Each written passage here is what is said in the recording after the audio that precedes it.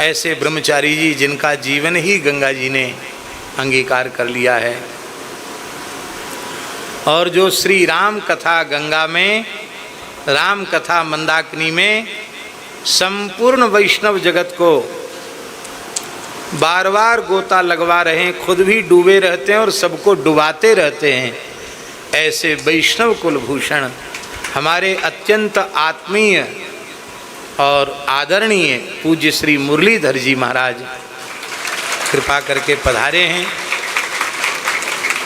इन पर भी गंगा जी ने ऐसी कृपा की है कि 33-34 दिन का सत्र, 34 दिन का सत्र प्रतिवर्ष गंगा जी के तट पर राम विलोकहि गंगा तरंगा, गंगा जी की तरंग का दर्शन करते हुए गंगा जी को सुनाते हैं। और परमार्थ निकेतन यह नाम कथा होने से ही सत्य होता है, क्योंकि जीवों को भगवान का चरित्र सुनाना, इससे बड़ा कोई दूसरा परमार्थ नहीं है। किसी संस्था का नाम, ईंटा पत्थर का नाम, किसी बिल्डिंग का नाम परमार्थ नहीं है।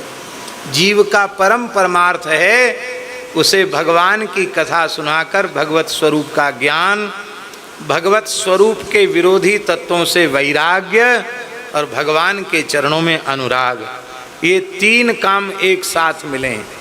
भगवान से विमुख कराने वाले तत्वों के प्रति वैराग्य, शरीर संसार से वैराग्य, भगवान के चरणों में अनुराग और भगवत स्वरूप का बोध और आत्म स्वरूप का बोध, यही ज्ञान भक्ति वैराग्य है। ये तीनों जहाँ प्राप्त हों उसी का नाम परमार्थ है। परमार्थ पथ परम सुजाना, तो परमार्थ पथ यही है। ज्ञान वैराग्य भक्ति का पथ ही परमार्थ पथ है। और गंगा जी कृपा करें, जब तक जीवन रहे ऐसे ही प्रतिवर्ष गंगा जी को ऐसे ही 1 महीना कथा सुनाते रहें। इसका भी एक आकर्षण है, क्योंकि सबको पक्का है ना कि लगभग अमुक समय से अमुक समय तक श्री मुरलीधर जी राम कथा का गायन करते हैं, तो इसलिए सब लोग उसी समय निकाल कर आते हैं। गीता भवन में भी सत्संग का लाभ लेते हैं और वहाँ भी राम कथा का लाभ सब लेते हैं। और श्री राम कथा मूल के आधार पर, मूल ग्रंथ को अधिक से अधिक आदर देते हुए चौपाइयों को गाकर के उनके मूल भाव को प्रस्तुत करना, यह श्री मुरलीधर जी का वैशिष्ट्य है।